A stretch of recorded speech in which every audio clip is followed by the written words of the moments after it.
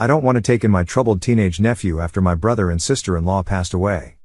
I, 38M, had an older brother Jim, 42M, who passed away unexpectedly in a car accident 3 months ago along with his wife Ann, 40F. They have left behind their only son Matt, 17M, who is now orphaned. Matt has always been a troubled kid. He got into drugs and alcohol at a young age and has been in and out of rehab programs since he was 15. My brother and his wife tried their best to help Matt, but he always relapsed. He got kicked out of multiple schools for behavioral issues and was even arrested a few times for possession of drugs and driving under the influence. Since my brother and Ann's passing, Matt has been staying with Ann's parents as they were named his legal guardians in their will. However, Ann's parents are in their late 60s, in poor health and struggling to handle a rebellious teenager. They reached out saying they cannot care for Matt any longer and he needs a new home. As Matt's closest living relative, I am the next of kin to take him in. But honestly, I really don't want custody of my nephew. My wife Sarah, 36F, and I have 3 kids of our own, 9F, 7M, 5F, and live a comfortable, drama-free life. We don't want to invite a troubled teenager into our home and risk him being a bad influence on our kids. I proposed Matt go live with Jim's best friend Nick, 40M, who was like an uncle to Matt growing up.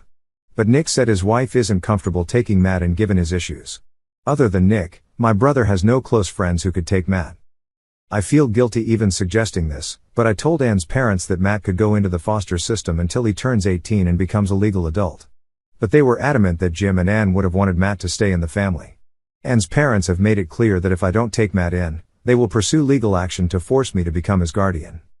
I understand that Matt is going through a difficult time losing both parents and needs family. But I can't sacrifice my own kid's well-being and security to take him in, especially given his troubled history. My wife supports my decision, but the rest of my extended family is pressuring me to take Matt in, saying he is just a kid who experienced a tragedy and needs his family now more than ever. They are accusing me of abandoning my orphaned nephew. I want to do right by my brother's wishes, but I don't think he would want me to put my own kids at risk. Taking Matt in could jeopardize everything stable in my life. But refusing to raise my orphaned nephew also feels incredibly harsh. So Ida? Should I take in my troubled teenage nephew against my better judgment just because he has no other family options? Update number 1. It has been 2 weeks since my original post asking if I am the asshole for not wanting to take in my troubled teenage nephew Matt after my brother Jim and his wife Ann passed away. I received a lot of thoughtful feedback and have been doing some soul searching to figure out the right path forward. Here is an update on what has happened since. After posting on Ida, I sat down with my wife Sarah for many long discussions about the possibility of taking Matt in. We talked through all our concerns, the influence Matt could have on our kids, the risks to our comfortable family dynamic, and whether we would have the time and energy to provide Matt the structure and support he needs. But we also talked about how Matt has suffered so much loss already, and how taking him in could give him his best and only chance to get back on the right track. Though it wouldn't be easy, we started opening up to the idea that as the only relatives Matt has left, maybe we have an obligation to try and help him despite his past issues. I met up with Jim's best friend Nick, who again expressed remorse that he and his wife felt they couldn't take Matt in. Nick stressed that Matt is a good kid deep down who has been through unspeakable tragedy for someone so young. He said if anyone could help Matt find his way, it was Sarah and I.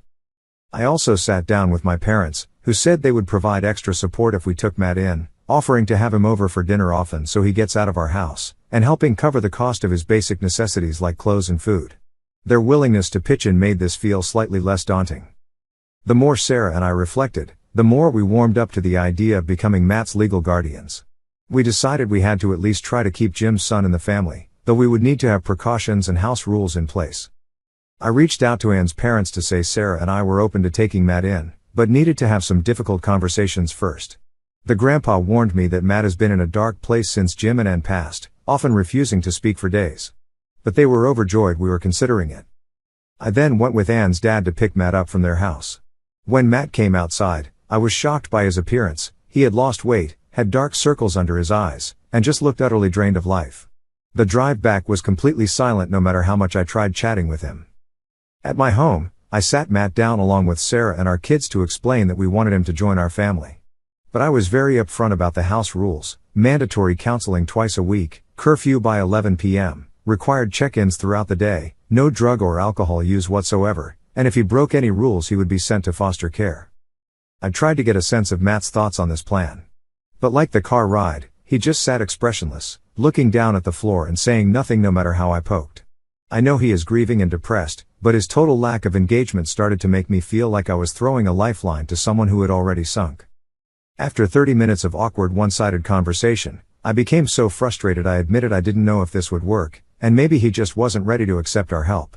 At that, Matt suddenly sprang up and cursed me out before storming upstairs to one of the guest rooms, slamming the door shut behind him.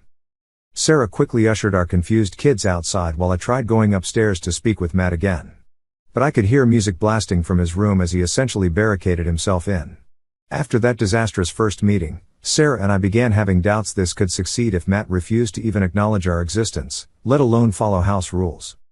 Over the next few days Matt barely came out of the guest room. He leaves only to go to the bathroom or occasionally grab food from the kitchen when we aren't around. Sarah has left sandwiches and snacks by his door trying to get some nutrition into him. But he won't say a word to any of us or make eye contact. I plan to give it another week or so to see if Matt starts engaging more once he adjusts to our home. But if this complete shutdown continues, as much as it pains me, I don't think we can do much good for him until he is ready to meet us halfway. I feel like I am at least obligated to try this given I am his last living relative. But I won't put my own kids' well-being at risk for someone who seemingly doesn't want help getting their life on track. I wish I could get through to him, but only Matt can decide when he is prepared to move forward. I am going to suggest family counseling for all of us including Matt. But if he refuses, or lashes out violently again, I just don't know how we can build a constructive environment for him. We'll give it my best shot and hope he comes around soon. But I am losing optimism about this working out. Update number 3. It has now been 2 weeks since Matt came to live with us.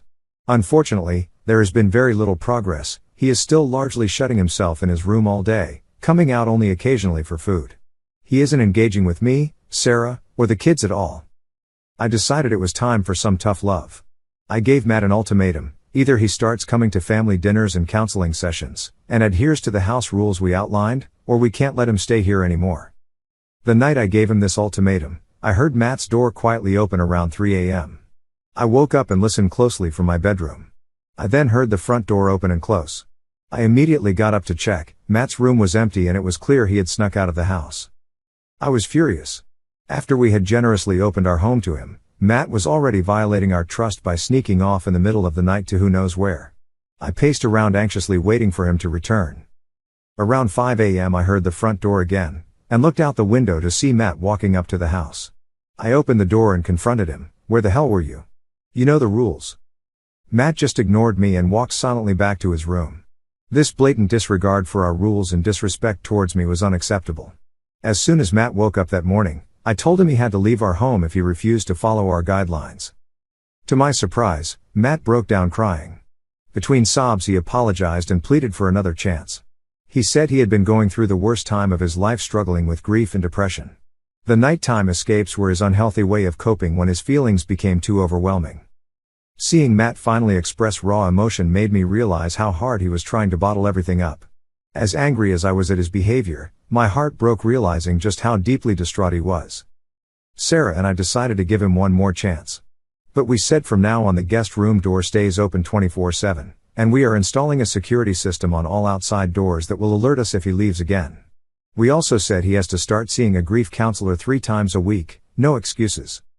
Matt agreed to our terms. He apologized to our kids for ignoring them, and started making some effort to have small talk at family meals instead of just retreating to his room. It wasn't much progress, but it was a start. Baby steps. The next few nights Matt abided by the rules, even though I know the open door policy embarrassed him. But 2 weeks into this new arrangement, I woke up again at 3 a.m. to the sound of the front door alarm going off. Matt had left again. I immediately jumped in my car and drove around looking for him. I eventually found him staggering around a nearby park, clearly drunk or high. I dragged him back to the car over his slurred protests. When we got home, I again told him this wasn't working, and we couldn't help him if he kept going behind our backs like this. The rest of that morning he begged and cried again, swearing it was a moment of weakness and he would get better. But this time I was unmoved. He had his chance. I told him I would drive him to a fostering agency after breakfast. When I came downstairs again, ready to take Matt to the agency, he and all his belongings were gone. There was a note on the counter apologizing and thanking us for trying, but saying he just isn't ready to give up his vices yet, especially with the grief making him feel so hopeless. I tried to stop him or call him back, but his phone went straight to voicemail. Sarah and I were worried sick about where he ended up. The next morning, we got a call from the police. Matt had broken into an acquaintance's vacant house to squat there, but the neighbor saw and reported it. We came and picked Matt up from the police station. It was clear whatever positive progress we had made was gone. He was back to giving us the cold shoulder and stare of contempt. The police said if Matt wasn't a minor, they would have arrested him.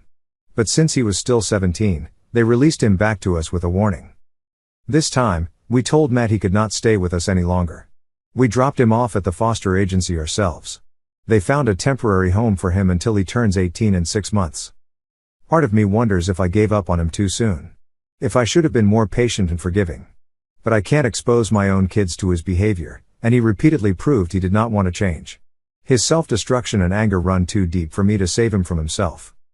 Maybe once Matt has truly hit rock bottom alone, he will realize he needs to make a choice to either turn his life around, or continue down this dark path. I hope he chooses right eventually, but it is out of my hands now. I just pray my brother and his wife can rest knowing I tried my best by their son. That is all I can do for now. Update number 4. It has now been 3 months since I last saw Matt. His 18th birthday is in just a few weeks. Last night, I received a devastating call from Matt's foster mom Jenny. She was in tears, saying Matt had climbed out his bedroom window 4 nights ago and never came back. She filed a police report, but there were no leads on his whereabouts. Jenny said she had a bad feeling Matt was in serious danger, likely back on the streets and using with the wrong crowds again. She begged me to drive around the areas he used to frequent to search for him. My wife Sarah and I were extremely worried. We left the kids with my parents and spent all night driving anywhere we thought Matt could be. We checked parks, abandoned buildings, diners, everywhere. As daylight broke and there was still no sign of Matt, our worst fears intensified. I couldn't bear the thought of him lying in a ditch somewhere, hurt or worse. Exhausted and despairing, Sarah and I stopped in a parking lot to gather our emotions. Just then, my phone rang again. It was Jenny. Police found Matt unconscious in a local park. They were taking him to Mercy Hospital now. Sarah and I rushed to the hospital. Doctors said Matt had suffered a heroin overdose, but they managed to revive him, though he was still unresponsive. They warned us that even if he pulled through, there could be brain damage. A detective spoke to us and said witnesses reported Matt was at a known drug den party last night. He likely took a bad batch of heroin laced with fentanyl. The detective sadly remarked how too often good kids fall prey to the opioid crisis. Sarah and I stood vigil by Matt's hospital bed praying he would recover. He looked so small and helpless lying there, tubes covering his face. All our petty grievances with him melted away. I just desperately wanted my nephew to live. The doctors did brain scans and found significant injury. When Matt finally regained consciousness the next day, it was clear from his slurred speech and confusion that his overdose left permanent damage. Over the next few weeks in the hospital, Matt remained in a partly unresponsive haze. He could communicate mostly through mumbles and gestures, but his speech and cognition were clearly impaired. Once he was medically stable, the doctors recommended Matt move into a full-time care facility, as he could no longer live independently given his disabilities. We looked at options nearby, but none were covered by his Medicaid plan. Sarah and I made the difficult decision to take Matt back into our home permanently. He requires round-the-clock care now between his physical and mental limitations. We converted our guest room to be handicap accessible and found nurses to look after him while we're working. Having Matt move back in has meant major changes to our family's routine. Our kids were initially scared seeing their once rebellious cousin now docile and dependent. But they have since warmed up to helping care for him. As heartbreaking as seeing Matt like this is, in an odd way, I now have hope for the first time in years that he can get back on a positive path once this all sinks in. He is finally free from the demons that controlled him. Matt has a long road of recovery ahead. But Sarah and I are committed to providing him the safe, stable home he always deserved. I wish desperately I could go back in time and make different choices. But all I can do now is look ahead. What matters now is being there for Matt so he can still have a worthwhile future.